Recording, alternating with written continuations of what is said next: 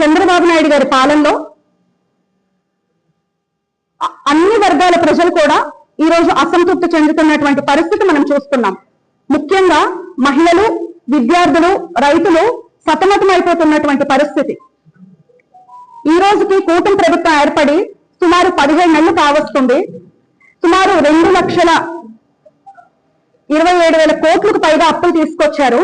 మరి వాళ్ళు ప్రవేశపెట్టినటువంటి సూపర్ 6 పథకాల్లో ఏ ఒక్క పథకాన్నైనా పూర్తి స్థాయిలో అమలు చేశారా? ముందుగా మనము రైతుల పరిస్థితి చూసుకుంటే, ఎప్పుడు చంద్రబాబు నాయుడు గారు ముఖ్యమంత్రి అయినా సరే రైతులు విలువల్లాడిపోయినటువంటి పరిస్థితి మనం చూస్తున్నాం.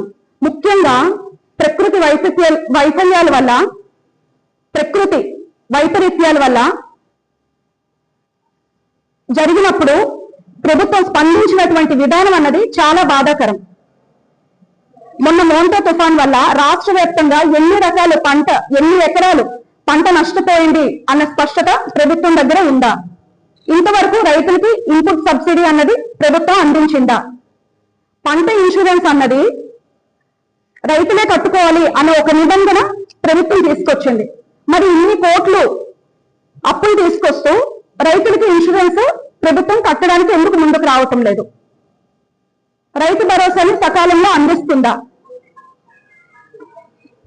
అలాగే ఎరువుల కోసం, యూరియా కోసం ఎప్పుడైనా సరే రైతులు రోడ్డుపైకి వచ్చి ధర్నాలు చేయటం మనం ఎప్పుడైనా చూసామా?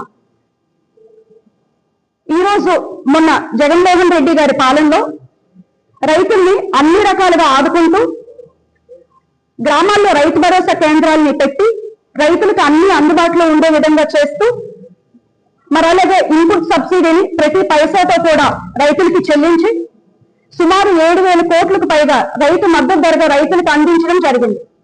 రైతులకి సకాలంలో రైతు భరోసా అందించడం జరిగింది. ఇది వైఎస్ఆర్ కాంగ్రెస్ పార్టీ కలక విధానం. ఇలాంటి విధానాలు కూటమి పాలనలో ఉన్నాయా?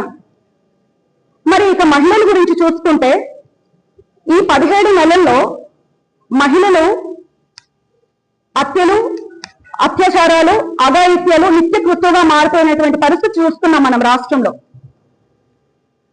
కూటమి పాలనలో భద్రత, రక్షణ మహిళలకి కరువైందని చెప్పుకోవాలి. జగన్మోహన్ రెడ్డి గారి పాలనలో మహిళల భద్రత కోసం, రక్షణ కోసం దిశ యాప్ని తీసుకొచ్చి లక్షలాది మంది మహిళలు దాన్ని డౌన్లోడ్ చేసుకొని ఏ రకంగా తద్వారా రక్షించబడ్డారో మన అందరం కూడా చూసాం. మరి ఈ రోజు అలాగే జగన్మోహన్ రెడ్డి గారు ప్రవేశపెట్టినటువంటి సంక్షేమ పథకాల్లో 90% కూడా మహిళలు లబ్ధిదారులుగా ఉండేవారు. ఈ రోజు చంద్రబాబు నాయుడు గారి పాలనలో భద్రత, రక్షణ వెలగలేదు. కనీసం ఆర్థిక భరోసా అయిన మహిళలకు కల్పిస్తున్నారా? ఆడబిడ్డ నిధి కింద 18 ఏళ్ళు దాటినటువంటి ప్రతి మహిళలు కూడా 1500 చొప్పున ఇస్తామని చెప్పారు. మరి ఎంతమంది మహిళలకు మీరు ఈ పథకం ద్వారా అందించారు? ఎప్పుడు కూడా చంద్రబాబు నాయుడు గారు ఎన్నికల ముందు రైతులకి, మహిళలకి అనేకమైనటువంటి హామీలు ఇచ్చేసి వాళ్ళకి మభ్యపెట్టి వాళ్ళ ఓట్ బ్యాంక్ ని క్యాప్చర్ చేసుకొని అధికారంలోకి వచ్చిన తర్వాత ఎక్కువగా ఇబ్బంది పడేది, మోసపోయేది ఎవరైనా ఉన్నారు అంటే అది రైతులు, మహిళలు మాత్రమే. అలాగే మరి ఉద్యోగస్తుల పరిస్థితి చూస్తే, కూటమి ప్రభుత్వం అధికారంలోకి వస్తే 20 లక్షల ఉద్యోగాలు ప్రతి సంవత్సరం ఇస్తాము, ఇవ్వని పట్ల నిరుద్యోగ వృత్తి కింద 3,000 చొప్పున ప్రతి నెల అందిస్తామని చెప్పారు. మరి ఎంతమందికి మీరు నిరుద్యోగ వృత్తి అందించారు? ఎన్ని లక్షల ఉద్యోగాలు తీసుకొచ్చారు?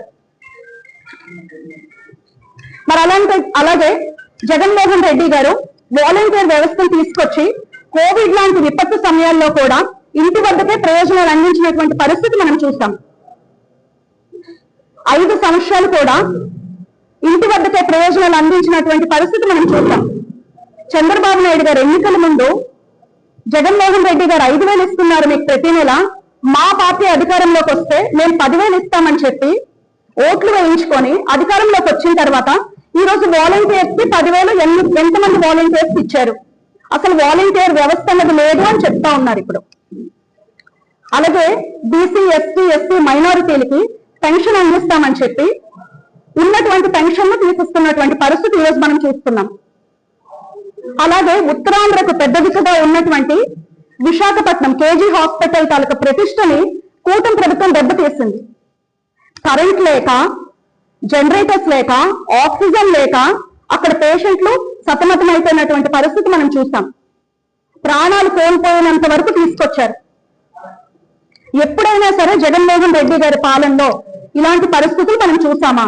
రైతులు రోడ్డెక్కి ఎరువుల కోసం ధర్నాలు చేయటం గాని, ఇలాగా ప్రభుత్వ ఆసుపత్రుల్లోన వైద్యం అందక పేషెంట్లు ఇంత ఇబ్బందులు పడడం గాని, మొన్న మన్యం జిల్లాలో గురుకుల ప్రభుత్వ పాఠశాలలో ఆర్వో వాటర్ ప్లాంట్ రిపేర్ అయ్యి అక్కడ ఉన్నటువంటి విద్యార్థులు కలుషితమైనటువంటి వాటర్ ని తీసుకొని సుమారు 170 మంది విద్యార్థులు హెపటైటిస్ ఏ బారిన పడి బాధపడ్డారు.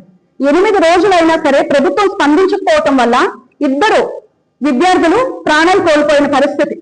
అంటే కనీసం బేసిక్ ఫెసిలిటీస్ కూడా ప్రభుత్వం భరించే పరిస్థితుల్లో లేదా, కనీసం బేసిక్ ఫెసిలిటీస్ ని ప్రొవైడ్ చేసే స్థితిలో లేదా ప్రభుత్వాన్ని మేము అడుగుతున్నాం.